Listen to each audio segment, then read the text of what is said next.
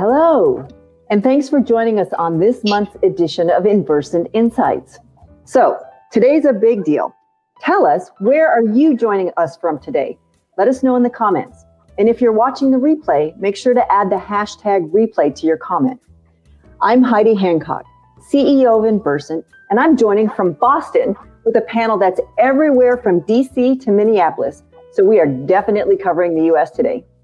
Our topic today, you're ready for college, but is college ready for you? We'll dive into what new traditional adult learners look like, or what we used to call non-traditional students. They're now comprising the majority of students on US college and university campuses. And today we're going to talk about how colleges and universities are adjusting to meet their very specific needs. Let's say hello to our guests. Dr. Carlota Ocampo is the Provost and Vice President of Academic Affairs and Associate Professor of Psychology at Trinity Washington University in Washington, DC. Welcome, Dr. Carlota. Thank you. Great to be here. Next with us is Chris Ramiraz. Chris is pursuing an associate's degree in architectural technology at Minneapolis. Wow, this is a whole mouthful, lots of syllables. So Chris is pursuing an associate's degree in architectural technology at Minneapolis Community and Technical College in Minneapolis, Minnesota. Chris is a father of two and a self-taught metal furniture and fixtures designer and fabricator. Welcome, Chris. Thank you very much. Next is Rosa Nin. She is Market Research and Vendor Engagement Coordinator at Novarica, a management consulting firm in Boston. She is also a recent business management graduate of Endicott College. Welcome, Rosa. Thank you. And next is Julia Riccardi. Julia joined the Army Reserve in 2010 and became a biomedical equipment specialist, servicing lab and medical equipment, and was deployed to Qatar and Afghanistan. She received a military service medal for her work promoting women leaders in Qatar. Julia was an Ada Comstock Scholar in Neuroscience at Smith College. Welcome, Julia. Great to be here. So thank you so much, each of you, for joining us today. Each of you has a unique perspective on today's topic and lending your personal experience, professional expertise to the conversation. So let's jump right in. Now, we know that new traditional students are 24 years age of older, financially independent from their parents, and likely working 20 or more hours per week. Dr. Ocampo, from a university perspective, what else do we know about this growing segment of students? Well, one of the things that we know is that these students bring a tremendous wealth of lived experience into the academy. And, I have to say that I was one of these students. Now I'm not going to say how many years ago, but I'll hint somewhere in the mid 80s. I started at a community college. I was already well into my 20s, and I was working full time while I was in college. And in fact, I worked the midnight shift.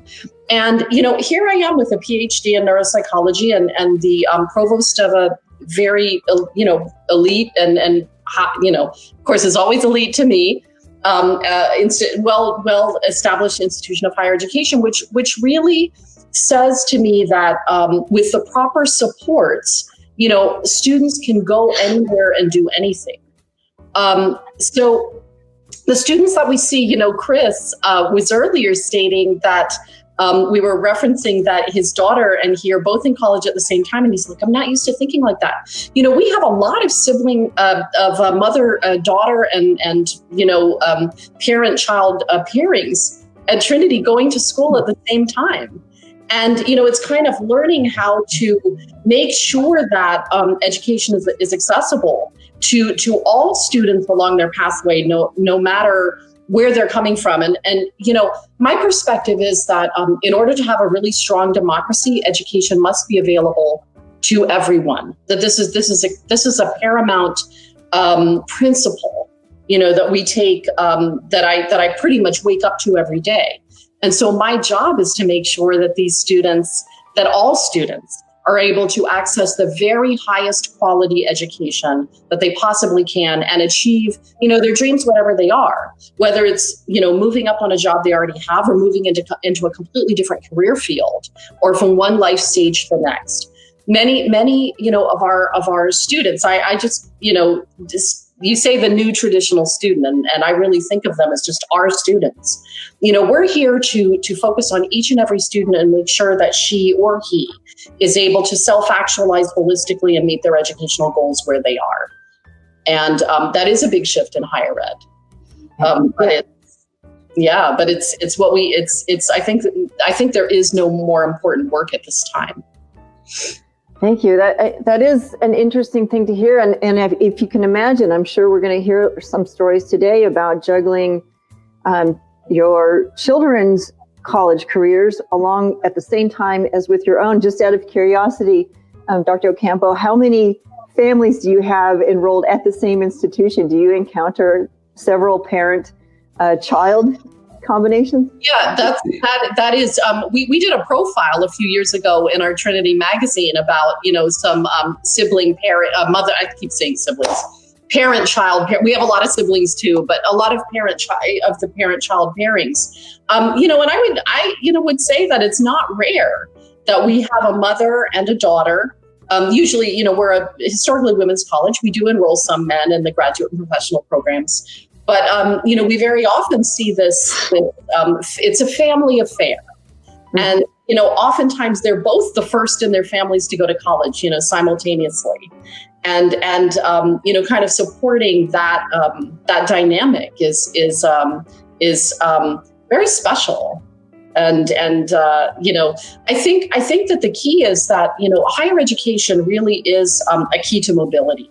And, when families are able to access this kind of education, whether they're sibling pairs or mother-daughter pairs, then they're able to bring the whole family along. It's not just the individual student who benefits. And I think that's one of the things that's different from what we would call traditional, students. Of course, they're not traditional anymore. But, when we're talking about the new traditional students, it's not just the student who benefits from the higher education. It's really all boats rise in the family and their communities. Truly, it is a balancing act, and it is good to hear about a family approach. Chris, you have firsthand experience in that family approach as a father of two, juggling work and school. How do you find balance as you pursue your degree in the midst of all these other responsibilities? Yeah, this winter was especially challenging. We've always done a lot of sort of homeschool science projects with our kids, and my son took on a pretty large one this year, and the kids ended up building it in our garage. So we were trying to, they were here every day. So it was tough. He has a lot of questions. So luckily he's 17. So I can kind of answer his questions, and he goes about a lot of it on his own. But yeah, it's tough because I have like a physical problem, so I can't spend a ton of hours sitting on a computer anymore in a row or in a shop like I used to. So it's really splitting up that time that I have and making sure I prioritize things right. How did the pandemic, out of curiosity, adjust, again, both of your school kind of careers that are going on in close proximity now? So my school was in person actually for most of last semester until the governor kind of shut down the schools after the viruses rose. So then switching over for me to all being on Zoom was a little tough. I spent most of my life in a shop. I did do some computer work, but I'm not the best at that. So that was challenging. And how about your son? As you talked about him, while he's 17, do you have to balance, again, education time between equipment and location? And how have you seen that affected? And how do you balance that as a family? Well, so that's one thing. My other half, she noticed a lot of the kids and we kept hearing stories about kids just kind of tuning out when they went to Zoom for school and not being able to do a whole lot. And a lot of them, their grades just dropped off. So he'd always wanted to do this NASA Mars rover challenge. And so my other half got funding. She did calling out the city to engineering groups. But then the kids came here and actually got a lot of really good hands-on experience. But it was super time consuming. I bet she was out there 50 hours a week with them. trying, between emailing all the people and I helped when I could, but it was tough. That is a lot of management. That's a lot of time commitment to bring that through. It's really hard, especially I feel like I should be helping them more, but I physically just can't put in those hours right now. And I have to say, I got to do school. It's important to, it benefited the kids a ton. They took second in an international competition for all the high schools, and it's going to be really great for them for their college, applications and everything that goes with that. Mm-hmm. But it's definitely tough to just say, no, I can't do anymore. I have to go do my homework, or go to class. Yeah. Julia, tell us a little bit more about your background and how the Army Reserve helped you earn your degree, and more than that, how that developed into a career. So I joined, like you had said earlier, the Army Reserve in 2010. I went to, basic training, about a year of schooling, and then almost a year after that deployed. And I had started working as a biomedical equipment technician in the civilian world. And I had a friend who was going to school, and she was like, you should just go to school. And I was like, but how would I just go to school? And then I realized I have my GI Bill. And so I started enrolling in community college classes at Phoenix College in Phoenix, Arizona. And I had a wonderful professor who, when it was time for me to transfer, said, you should think about Smith College. And I was like, well, I don't know anything about Smith. And she was like, it's a traditional women's college. They have this program for non-traditional students who are, mothers, someone over 24, or a veteran. And I realized there was actually quite a few schools across the nation that have programs like this. And so, I went for it. I applied, ended up at Smith, and then I pursued my degree in neuroscience. I finished up in January 2020. Then I got deployed again. And I actually just got back this weekend.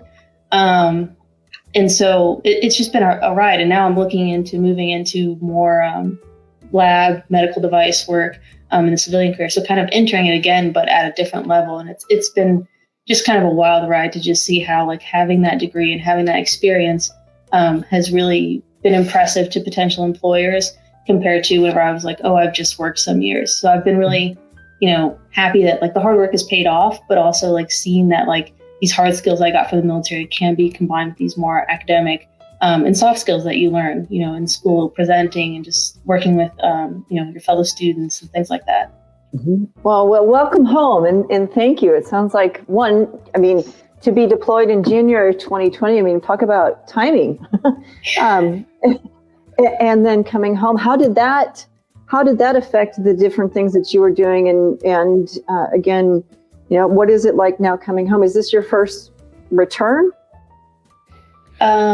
So this is my second deployment, so it's my second time around. And I think the first time around, I was definitely a little bit lost into what I was going to do next. And that's how I ended up getting into school. But this time around, it actually worked out because I knew, like, shortly before I graduated that I was going to be leaving. So it kind of gave me an entire year to, like, plan what were my next steps really going to be.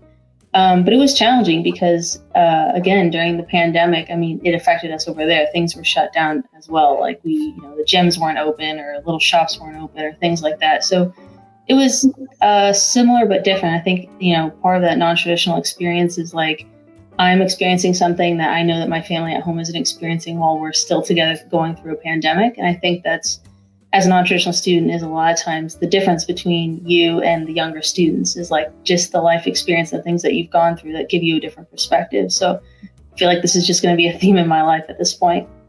Yeah, having that perspective and that specific experience and being able to share that. What kind of ways did you engage, even in your class and in sharing those experiences and hearing those different perspectives as you went through your coursework and were making plans for your next moves? So especially with my fellow students, a lot of them, the majority of students, the great majority of students at Smith are from 18 to 22. And so many of them didn't remember 9/11 or weren't alive for 9/11, things like that, which, didn't personally shape my joining the military, but is, like, just a big cultural things that we kind of take for granted being a little bit older. and having experience in how it's, changed our culture. And I think that, just talking about people being like, oh yeah, I go to the reserves on the weekend. They're like, wait, you mean for like the entire weekend you've just gone to another state? You're like, you can't do your homework? And I'm like, well, I mean, I can do it, but it's like late at night, and then I have to drive several hours to come home. And it's just one of those things where like kind of being able to share my experience has opened up other students' eyes, I think, and it makes me more compassionate. I think it makes them more compassionate as well, and empathetic to see, people really are going through different things even while they're sitting right next to you in a classroom. Mm-hmm. Mm-hmm. Yeah, that shared experience. That's fascinating. Well, you can see that we've got a really breadth of experience in different directions and ways of thinking about how people are navigating through different challenges. So whether you call yourself an independent student or an adult learner or learning workers or post-traditional students, or in the case of Dr. Ocampo, the student, everybody's becoming the new traditional. So Rosa, as we look at this changing landscape, your experience is similar to many looking to advance their careers. Tell us a little bit about what went into your college of choice and how they met your needs, and what was that decision-making process like for you? Sure. So I started college a year after I graduated from high school, but I couldn't navigate it as the first person in my family to go to college. I couldn't navigate the system. It was very difficult for me to figure out when I needed to do financial aid, when I needed to, talk to an advisor, when I needed to choose my classes. And so I had to continue to drop out because I couldn't pay for the next semester. And so I had a lot of on and off. And in between then, I started working at a nonprofit. And everything was going well until, a position opened up and they were like, well, we would love to give it to you, but you just don't have the qualifications. Around the same time, I read an article about a nonprofit program in the newspaper. The program is called the Jeremiah Program. And their goal or mission is to end generational poverty 2 generations at a time. So it's a program for single moms with children, and they help them, with a lot of. They help assist the moms with, sort of build a partnership so that they can finish school. And they had a partnership with the Jeremiah Program and. The Endicott College. So I just signed up there. It seemed to work out. And I received a lot of assistance at the program at the university.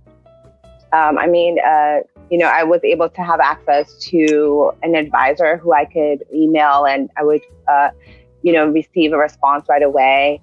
I had someone that I could reach out to about financial aid and talk to if I had any questions. So I didn't have to worry about the concern of how I was going to pay for school. And we came up with a plan that worked for me. I was working full time in the morning, 9 to 5. And then I had 2 kids also. So I had to navigate that. And so in addition to the Jeremiah Program and the college, I also received the assistance of a babysitting service called Sitters Without Borders. And that's another organization who provides free babysitting to parents going to school. So that 3-pronged approach really helped me, finish my goal and accomplish my mission to pursue my bachelor's degree. And I don't think that I personally would have been able to accomplish it without all of the assistance that I received. Mm-hmm. That is a wide array of experiences and many different responsibilities. And you mentioned something early on, Rosa. You talked about being first generation college. Dr. Ocampo, what do you see that in the makeup of students that we have now? Like you said, this is the new majority. So what does that look like in the non-traditional students? No, absolutely. I think most, students that, have this particular profile. Many are first generation or among the first in their families to go to college. And, I sort of loved what Rosa talked about institutions being in partnership with community organizations. I think this is really key to supporting students. And there's several things that Rosa said that really resonated with me and what we try to do here at Trinity. One of the, we have a similar organization here called Generation Hope that helps parents, single parents in particular, support them, provides very similar services. And the CEO and founder of that organization is on our board. So we're able to kind of, learn in real time what needs are for students who need these kinds of supports. Rosa also talked about something that we call in higher education the hidden curriculum, knowing when to reach out to financial aid, knowing when to file your FAFSA or how to file your FAFSA. I mean, oh my goodness, isn't the FAFSA a word salad and a number salad? How to interact with enrollment services, advising, and so on. So we have a project here at Trinity called Removing Small Barriers to Student Success, where we really do an audit of sort of the bureaucracies that have existed for a long time, that are sort of just the ways that academic institutions do business that largely go unexamined, but that actually are barriers to student success and from student access all the way through. It's not enough to provide access. Everybody can provide access. You just, admit students that apply. It's access really is not meaningful without the matching support programming that helps students to not only fully develop holistically at whatever stage they are in the lifespan, but also to graduate. I mean, that's the goal. Graduation is the goal, right? So one's commitment has to be really ongoing. And so we examine throughout. It could be curricular. Is this particular prerequisite blocking students who may work full time from really moving through the curriculum in a timely way? I mean, most students, don't have 100 years to go to school. We need to make this accessible and we need to make it convenient. So removing small barriers and sort of making the hidden curriculum very explicit through proactive advising and very clear guidelines, not assuming that students don't understand. Another thing is, stackable micro-credentials. Rosa and several have talked about, starting in one place and maybe then gathering some credentials and moving to the next level. Not all students can go through college in a straight line, but having meaningful micro-credentials that can be granted, certificates, associate's degrees, bachelor's, master's, that can be given as students sort of put aside the resources to be able to move to another stage of education, but with meaningful stop out points. So they don't feel like, oh, I have to stop out now. No, you stop out with a credential. And then when you're ready, you come back, that credential is stackable into your next degree program.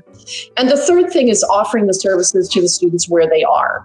We have a full degree granting program that is locused in a community that is somewhat geographically separated from the rest of DC, because the Anacostia River separates that part of DC from, main DC. This is Washington, DC, where Trinity is located.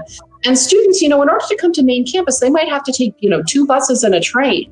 But if the education is right there in their community, of course, now it's COVID, everybody's online. But, but many of our students really want a face-to-face experience and benefit from the mentoring. It's not just being in a class, it's also really interacting with other students and interacting with the professors and the support services. Some students really want that. So having finding ways to locus not just, courses here and there, but full degree granting programs. We have an AA, we have several AA programs in this community. So students can get a full AA degree without ever leaving, their community. And I know that community colleges also do that. And I think, what is special about this again for us is that those credits that they acquire are then completely transferable to main campus if they want to complete. So there really is a seamless, transition. There's no evaluation of credits. They just transfer over and complete their degrees if that's what they wish to do. Mm-hmm. So those are 3 things that I would say institutions can do, to make educational accessible, meaningful, but also to provide the supports, throughout the experience. And our goal is for each student to meet his or her, personal goals. And those are not one size fits all. No, they are not. And you also mentioned something that was, right in line with what we do at Inversant, which is identify barriers to equality and make sure that we are addressing those. This is not a first time. This is not early for Trinity. This has been, you've deliberately gone after this for more than 30 years.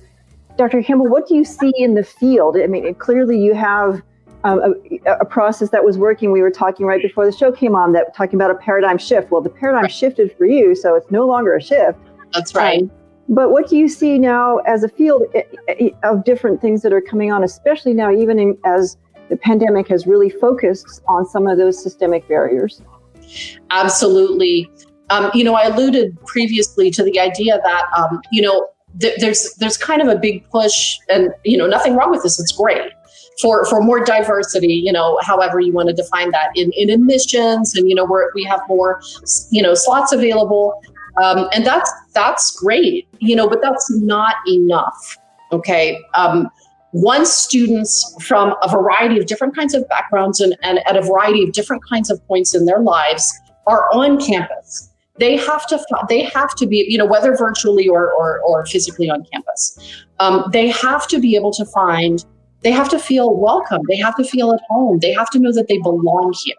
They have to know that that the highest quality education available to anyone, anywhere is available to them right now. As I said before, in the bits that they can manage in their lives. And if that's going to school part-time on the evening and weekends, we started our weekend college. Now it's the School of Professional and Graduate Studies. It was called the Weekend College then back in the 80s. And as you mentioned, Trinity's been going through, we've really, crossed the Rubicon on this. I mean, we're fully in the new, I would say the new world of, understanding how to be successful with students that don't all, look cookie cutter, which I'll say even traditional students don't. We're constantly noticing that our, what one would call traditional, looking students right out of high school and going right into college, they don't actually look traditional either. They come with a variety of backgrounds and challenges that make their stories and experiences different. So I think there is a need in the field for us to rethink education. Education, we need to rethink it as lifelong learning. We need to rethink it as a gateway, but we need to think of it as a bridge. And then we need to change our behavior to reflect those values. So yes, Trinity's been doing this for quite, some time. And I think we've learned quite a bit about how to, make sure that our students are able to come here and thrive. And then go out and meet their goals. And I think that many institutions are going to be undergoing a similar transformation. Some have, but I think there's going to be a much more widespread transformation happening in higher education in our country and hopefully globally. Well, as we look at that transformation and process, here's a little bit of research that we're going to spice things up a bit with. As institutions consider how to best support students, it's important to understand that. Ready for these stats? 31% combine college with full-time work. Mm-hmm.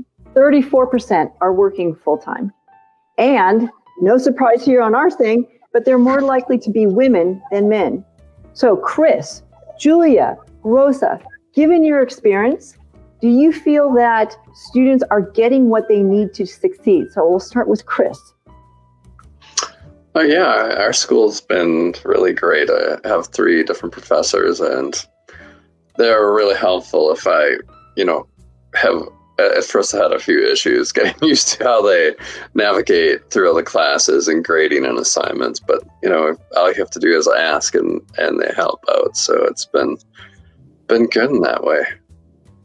Great. So you feel that they're responsive and that you know where to go and how to find things and Yeah, I mean, And you're it's currently in the middle of it. So you're deep in. You're seeing that happen in real time. yeah, they've been really great. So, I had some little issues with, it's just part of my physical disability, and getting used to how to navigate that has been as much of a challenge as anything for me. So halfway through, I needed to talk to somebody there about, maybe a sit-stand desk or some way to work around this. And so they got me hooked up with a person there who does that. And yeah, walked me through, taught me a lot of things I didn't know. And that hidden curriculum. It's been great. And it's really inspirational being around young, talented people, or just talented people that work really hard. So, and the school I go to has got people from all over the world. It's in Minneapolis. So, it's fantastic to see. Right.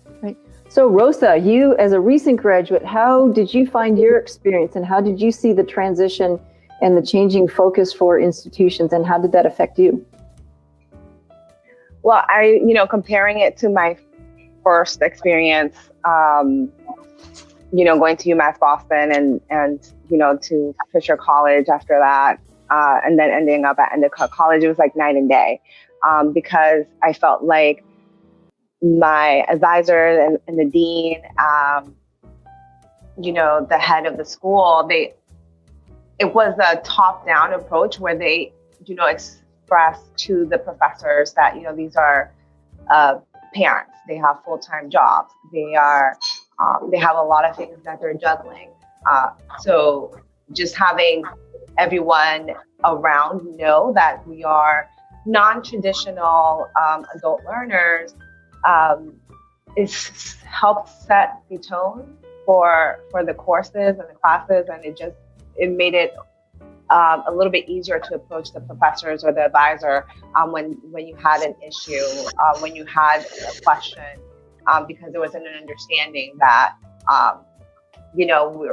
this is not our only job to go to school. We have other things that we're juggling. And that was extremely helpful in my experience. That's great. So you saw that in person, and that you saw that change happening even amongst institutions as you progressed from one to the next, and how the different places were meeting those needs. So Julia, you've got the longest trajectory. Well, not quite. Sorry, you've got the second to longest trajectory here on our call today.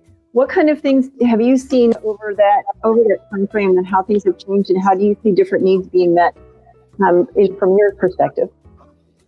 So at Smith, in the Ada Comstock Scholars Program, which is for what they call non-traditional students, we are our own class. So of course you still graduate with the class of 2020 or whatever, but you will always have this AC indicator, which means Ada Comstock.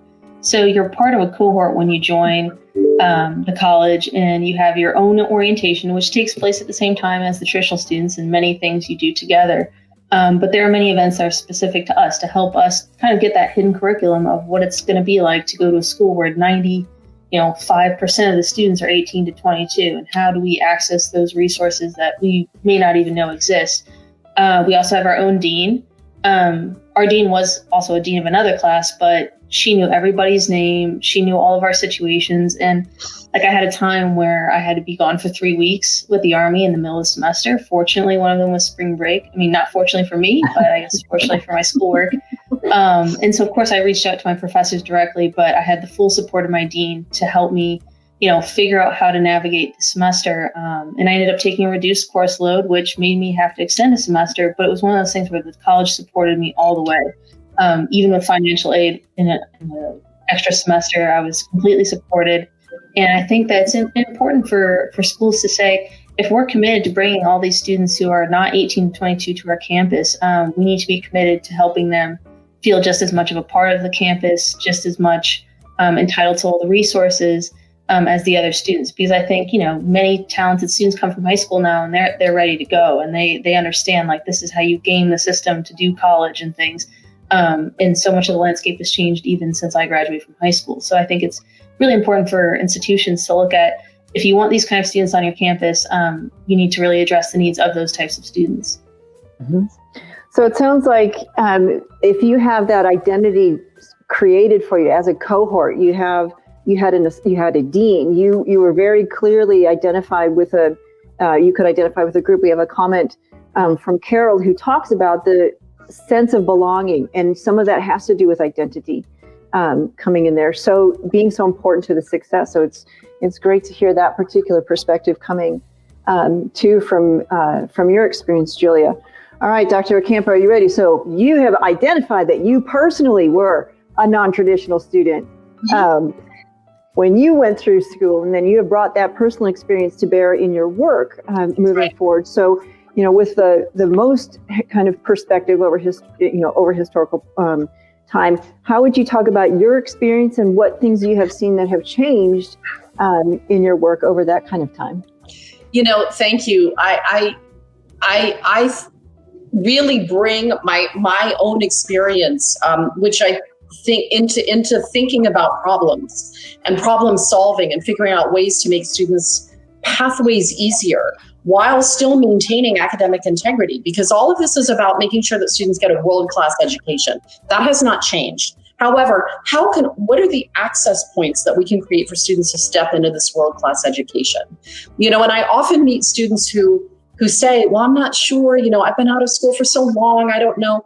And I tell them about my personal experience. I bring that authenticity into the conversation. I say, look, it may not be for everyone, but I can tell you if you want it, it is for you. And, here's what I did. Now, things have changed. I really think that, I had to adjust, much more to an inflexible system.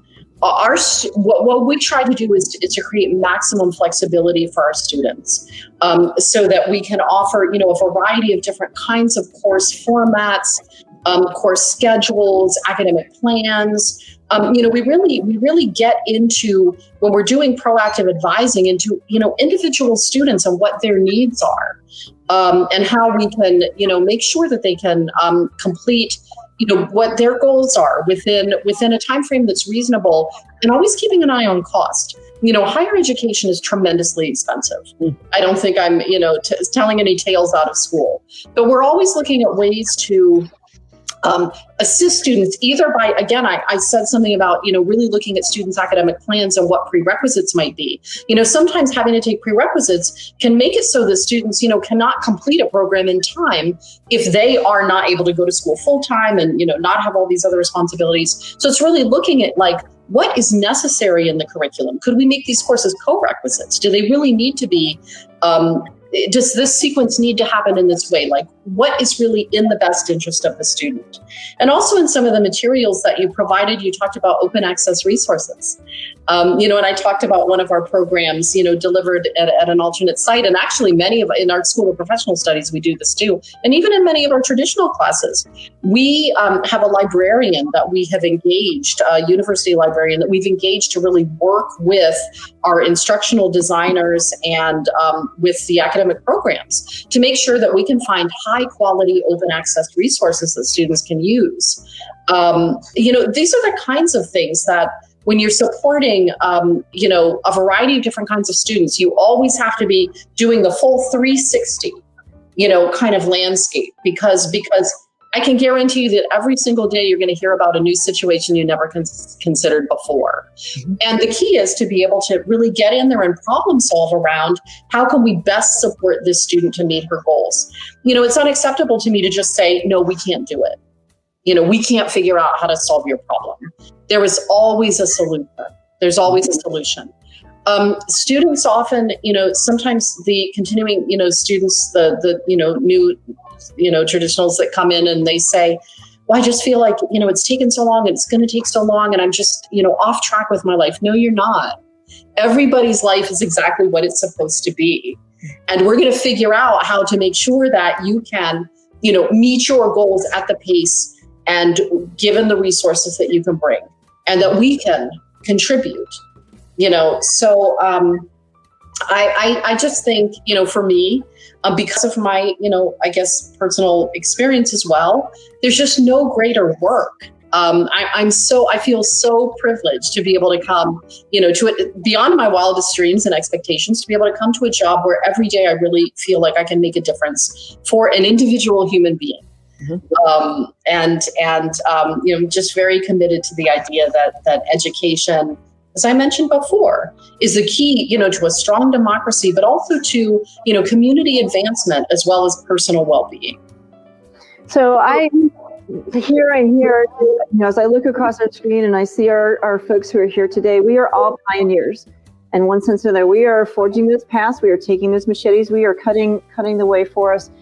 But we are doing this at different times and at different stages. And I truly believe that we can advance further and further, of course, when we acknowledge whose shoulders upon which we are standing. And sometimes those are shoulders of giants. And so as I think about the different challenges that are being overcome, as we go through, we've talked about some of the systemic barriers. We talked about the different experiences. We've talked about those over time. Dr. Ocampo, can you talk about one problem or one barrier that you encountered that is not a factor today, that again, because of the passage of time or because of the attention of doing this, that we are not experiencing, that has given the rest of us here the ability to experience other challenges and pass those on and solve those for people so that they don't have to deal with those in the next gen? Well, I have like a really simple one that probably so many people could say this, but losing credits in a transfer process. Yes.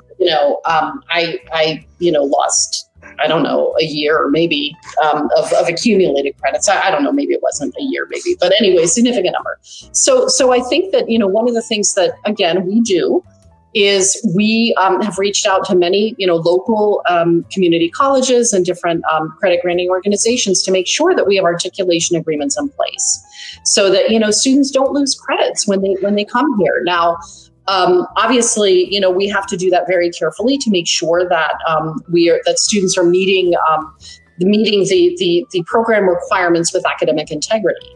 But, I feel like that issue of, sort of just kind of wasting one's time, I wouldn't say, no education is wasting one's time, but not being able to apply experiences towards a degree plan.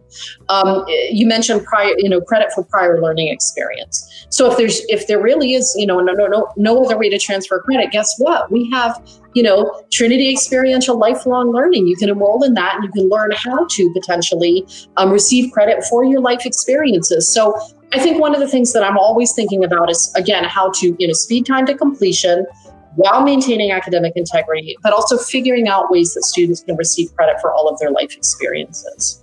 Great. Thank you. So that barrier, and I sit there and I think about that cringe as far as, again, spending money on credits that you can't access, that doesn't get you closer to that credential. Let's talk a little bit about financial aid. We've all mentioned it in different ways. Rosa, you talked about making sure that things were filed at the time that they needed to be done. You talked, Julia, about the GI Bill and realizing that was actually a resource that you could draw upon and would help guide through. Chris, tell us a little bit about your financial aid experience and how that's happening, and what are the different requirements that as new traditional learners that we have? Sure. So it was kind of new to me, other than helping my daughter a little bit, but I had never really applied for financial aid in the past. So I got to learn about FAFSA pretty quick, and I had a little trouble with it. So actually, someone at the school helped me kind of navigate through that. But because I've never applied for financial aid, it was most of it was sitting there. I guess they explained to me, if you've actually worked, you have more money to get actually to help pay for school. So in that regard, school has been extremely inexpensive, a lot less than I was ever planning for. So that's been really helpful. That's great. I know sometimes that message comes around as an interesting way to take, hey, you are actually employed and you're earning, so that means you can give us more money. So that's, it changes the cost and it changes the price. Right. So navigating through some of those conversations and those negotiations is a different experience. Rosa, what was your experience in the different times in the different schools that you went through in navigating the financial aid system? I would say that when I first started, college, I sort of had this, I felt like I was in a box and I couldn't approach anyone to help me. I went to a big school. UMass Boston is huge. And, I'd have to ask for an appointment way in advance. But by the time I could figure that out, you know, it was too late to get an appointment when I needed it. In addition, I was already living on my own at that point. So I was working as well full time when I was like 19 and going to school. Mm-hmm. So it was very difficult. I had to, you know, like ask my family for a loan so that I could pay for, you know, the next semester. It was just too much. So when I was able to finally land at Endicott, and you know, they basically held my hand throughout the whole thing, I was able to graduate without owing any money. Wow. You know, it was just night and day.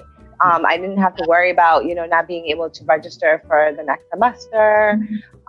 It was just something that it was off my mind, off my plate, and I could focus on work, school, and feeding my kids, you know, taking them to school, doing what I had to do with them. Yeah. It was just a big weight off my shoulder. That is a big barrier, especially when you need to balance all of those different things, and having the freedom to know that you can concentrate on this, and that all of the underpinnings that go into financing and education are taken care of, because your family is going to be well, and you are going to be well, and all of the different pieces that you need for to be in place are still there. That's it. And Julia, what was your experience? Again, you have a different kind of perspective. You had different resources available. How did that occur to you, and how did you navigate through those different systems? So when I first started going to community college, I used the Pell Grant, and community college in Arizona is ridiculously inexpensive, and I didn't have to pay any tuition the entire time I went to community college, just because it was that affordable, and I did qualify for the Pell Grant. And then as far as going to Smith, the program that I was in has extremely generous financial aid. And so that somebody that doesn't have the GI Bill is going to pay or not pay just as much as I did.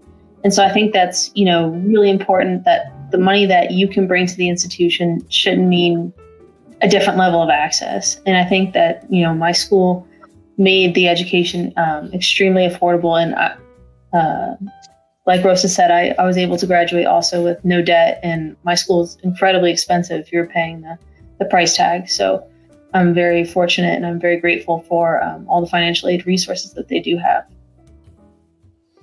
So it's just tagging on that, Julia, just out of curiosity, and of course, Rosa, Chris, and Dr. Ocampo, just knowing what we know about the process and what a barrier it can be for students. What would you suggest, or what do we need to do as far as rethinking or reinventing the CSS profile? And just for our folks, if they have not yet encountered this is the form that many private institutions use, in addition to or in replacement of a FAFSA application, but it's more onerous, it requires more information, and perhaps even a little bit more Byzantine oftentimes than the FAFSA application. So just your comment on experiencing that CSS profile, and how did that fit into your approach? And I'll just roll back straight away to Julia, because I know that was, you know, you were right there with that one.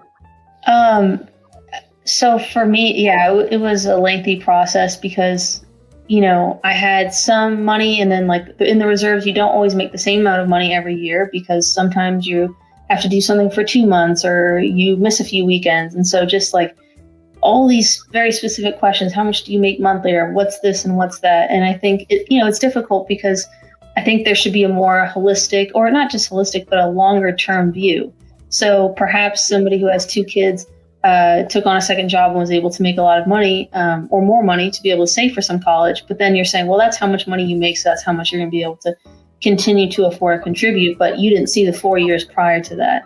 And so I think it's really important to look at somebody, allow them to share their history and to where they're really at, because 1 year of success or 1 year of financial hardship doesn't define a person, and shouldn't define their financial aid or level of financial aid for their entire duration of college. Mm-hmm. Mm-hmm. So being able to look at a longer history rather than just the application window that comes into play. Rosa, what was your experience with the CSS? I'm not really familiar with that term. Okay. this is the first time I heard it. I just worked with, financial aid and just did my FAFSA.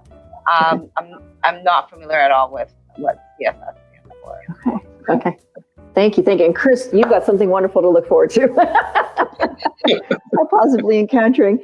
Dr. Ocampo, what do you see as an institution that can be done if you do actually use or employ the CSS profiles for financial aid? Yeah, I think I want to speak generally about forms and government forms in particular, or any kinds of data collecting surveys. So this is a more general comment, and this goes back to my point about the hidden curriculum. I think that it is really key not to assume that people know how to do this. I think that many of these forms are Byzantine and can be very daunting and can be deterrents to students even applying to college or for the help that they need to get through college. So number one, I'm all for simplifying the forms, but where I don't have personal control over that, for example, as in federal forms or other organizational forms, I think it's really important to have people that are trained in student support to be able to really sit down with students and walk them through that, and their parents, and without in a non-patronizing way, and without making the students feel like they don't know something because they can't do this. Just really normalizing it. I mean, I'm 39 again. I'm still filling out forms, and every time I sit down to fill out a form, I'm like, my God, and I always think about that in relationship to our students when they're looking at the forms that we give them.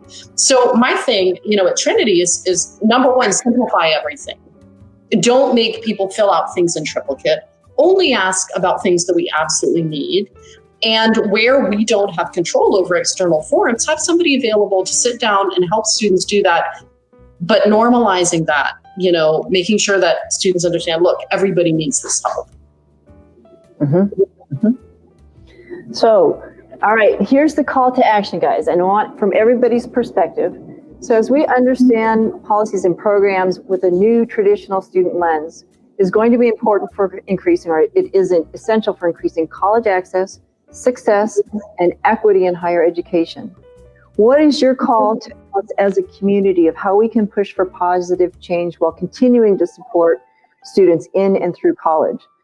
So, Chris, right now, what are you experiencing as a student currently engaged that you would call to the community that would make the success factor increase for you? That's a good question. Not to put you on the spot. Yeah. Well, I mean, more for me. So I actually was talking to, there's another guy in my class this morning who's got to be in his late 30s or early 40s. And it's more like the whole idea of going back to school seems so daunting when maybe you've already had a career and maybe you weren't the person who went to school right away to begin with. So it can be a little daunting, but I think if you have enough support, it's a really doable thing. The resources are there, and you can get help with, starting at a community college. It's really inexpensive here as well. So, I think it's just more of a hurdle in your mind to get over. So we want to think about that self-talk and making sure that we know that that the resources are there, and it's a matter of making sure we tune in and find them and that people are there to help and support. Rosa, as a recent graduate, what's your experience and what would you call to the community to focus on or to make positive change to support equity, access, and success? I think that it has to be, how would I say this? I think there has to be a strategic approach that's maybe it needs to come out of policy. I think it needs to be uniform across the country in order to have meaningful change. I think that the number of students you mentioned are increasing, and if we're going to make it easier, it should just be something that's simple for everyone to do. And I think that sort of like Dr. Ocampo had mentioned, it's not just about the single student or their family. It's something that, the more people we have who have attended college, who have an education, the whole society benefits from that. So it should be something that, we can have some policy around it, how to support it, how to make the program more streamlined, and what other programs do people need, you know, who have children, who have disabilities, so that they can accomplish the goals of higher education, and then be able to contribute even more to our society. Great, thank you. So a policy approach and making sure that we have a uniform, understanding of what the actual landscape looks like, and then that is an investment in our society and in our country and our cultures, being able to move forward. All ships need to rise together. Julia, what would be your call to action to increase things that we can do as a community to pitch in and to make this change? I think institutions, like I'm just going to use Smith, for example, having, you know, community programs where I knew they do recruit from the local community colleges. But as far as admission goes, recruiting hard into those communities where people don't think that's a possibility for them. And especially, you know, for alums who have been, you know, a non-traditional person, like for myself, especially spent this last year in the Army, I continually tell my soldiers and people that I interact with, I did absolutely nothing remarkable. All I did was go to community college, had a professor that said, hey, try this thing, and then I did it. And, you know, it's not always that easy, I guess I could say, but just, you know, empowering people and saying, like, just because you weren't good at biology in high school doesn't mean you're not going to be good at biology as a 30-year-old. Like, if you want to try it, you should try it. And colleges should find a way to say, like, hey, we want you here. We want your experience. We want different kinds of students. And I think, like, mobilizing people who've already graduated, and definitely admissions people to reach out to communities that they haven't before. Great. So making sure that unusual is highlighted in that, and that making sure that people are taking that action to find that and bring that forward. Thank you. So Dr. Ocampo, what would your call to the field, to the community be to make the biggest change or to advance this work? And to continue on the path that Trinity has been on for 30 years of making a significant difference. Absolutely. Thank you. I'm going to do 2 tiers, and I'm going to start with picking up on something Julia said, because I was terrible at math when I was, back in the K-12 environment. And then I grew up and ended up teaching research methods and statistics. So it just goes to show you, with the right kind of instruction and people who believe in you and make the education accessible, and with curricula and pedagogy that are really understandable, you can do whatever you want to do. Now, that might not be what you want to do, but I want to say, first of all, call to action to anyone who's sitting there saying, "Gee, I wonder if maybe I should go back to school. I don't know." Well, here's something. If you want to, you can do it. You belong here, and we need your voice. Your voice is important. Your perspective is important. America is not going to go forward without a variety of voices coming into being able to contribute to the greater, common good. So that's thing one. And Rosa, you mentioned about that too. Education changed my life. It can change your life too. Second thing, to the higher ed community. Look, a lot of students, may hear about the names of certain, colleges and universities in the newspaper. They're always getting a lot of press and think, gosh, that's not for me. Guess what? There are many, many, many institutions like Trinity and like the schools that you all mentioned that are in the trenches doing the work and meeting the students where they are. And we are here for you. And you can get a world-class education where you are at the center of what the institution does. And what we care about is your success. Different institutions have different missions. There are many, many schools like Trinity across the United States of America that are ready to welcome you. And, admissions is important, but then is supporting the students throughout their entire developmental process, whether that takes 4 years or longer. I mean, we try to help students along the path as quickly as they can, but then we have to meet the students where they are and make sure that their goals match what the resources that they can bring. So I'm very excited again to be a part of this discussion, and there is no more important work in my mind than making sure that we make college accessible, possible, and that students can graduate and thrive and make full contributions to the society that we wish to become. Right. Well, thank you. Thank you, everybody, for joining us. We are here all gathered together to continue this fight to make this a reality for everybody that wants to have that and can contribute. So thank you for everyone joining us live and joining us on the replay. As always, on Inversant Insights, there's a lot to uncover, discuss, and probably disrupt when it comes to higher education. So thank you again to all of our guests here. If you haven't already, this is how you can connect with all of them.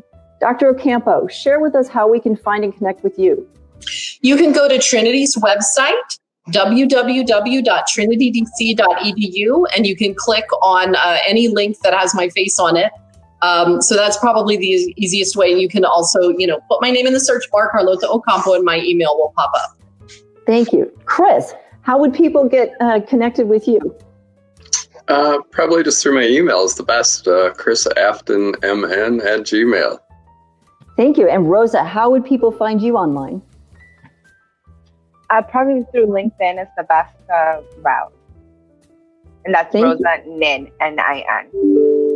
And Julia, what's the best way to reach out to you? Unmute myself. Likewise, LinkedIn, Julia Riccardi, Riccardi. Thank you. And I'm Heidi Hancock. Until next month, keep up the good fight for more inclusive and equitable access to higher education, and join us at Inversant.org.